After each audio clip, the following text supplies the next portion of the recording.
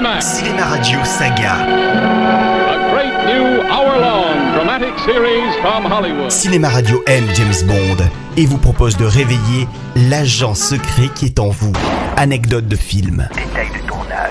Eric vous dit tout, vous dit. Cinéma Radio, Nous y sommes. la radio officielle des grands films. Qui êtes-vous? Bond. James Bond.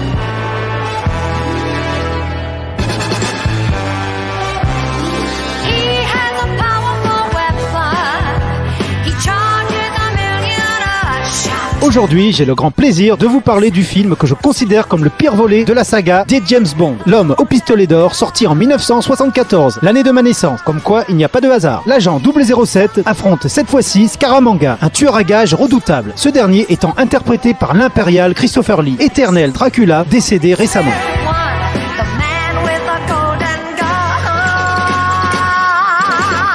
Cet excentrique possède de nombreuses caractéristiques singulières. Son arme est un pistolet recouvert d'or, d'où le titre du film. Et de plus, il possède un troisième sein, sans oublier qu'il est constamment accompagné de son domestique Trick Track, un homme de petite taille interprété par Hervé Villechaize, qui incarnera le fameux Tatou dans la série L'île fantastique. Scaramanga souhaite s'emparer d'un dispositif capable de capturer l'énergie solaire, machine dont le méchant a besoin pour construire une arme mortelle. Bref, la routine pour Bond, qui le poursuit dans toute l'Asie jusque dans la mer de Chine où se trouve l'île où se cache son ennemi.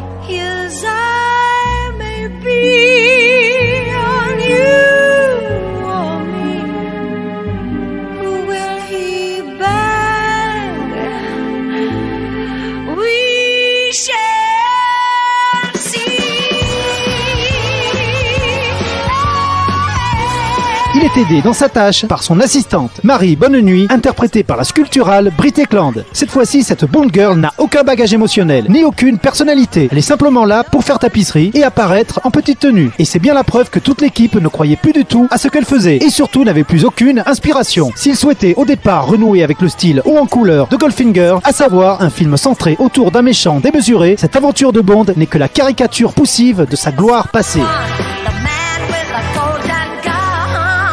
Le film ne crée plus la mode, il la suit bêtement. Et cette fois-ci, ce sont les films d'arts martiaux qui triomphaient à l'époque, grâce à Bruce Lee. Et même les éléments distinctifs de la série battent de l'aile. La chanson du générique est inécoutable, et même les gadgets sont déficients. En effet, le fameux pistolet d'or n'est même pas digne d'un jouet pour enfants acheté au supermarché. Et la voiture volante de Scaramanga n'est en fait qu'une aile en plastique collée à un banal véhicule. Cependant, l'une des rares choses que l'on peut sauver dans le film, ce sont les décors absolument délirants, tels le labyrinthe psychédélique où Scaramanga affronte Bond à la fin du film, ou encore l'intérieur d'un sous-marin extrêmement penché. Finalement, à force de faire un film tous les 2 ans, le staff de la série est à court d'idées. La preuve, l'un des producteurs, Harry Sazman, jette l'éponge aussitôt le film sorti et revend ses parts. Vente qui va plonger le producteur restant dans un conflit juridique long de 3 ans. 3 ans qui vont également permettre à l'équipe du film de remettre la série sur de bons rails. Mais c'est une autre histoire que je vous raconterai dans une prochaine chronique. Et en attendant, n'oubliez jamais que son nom est Bond. James Bond.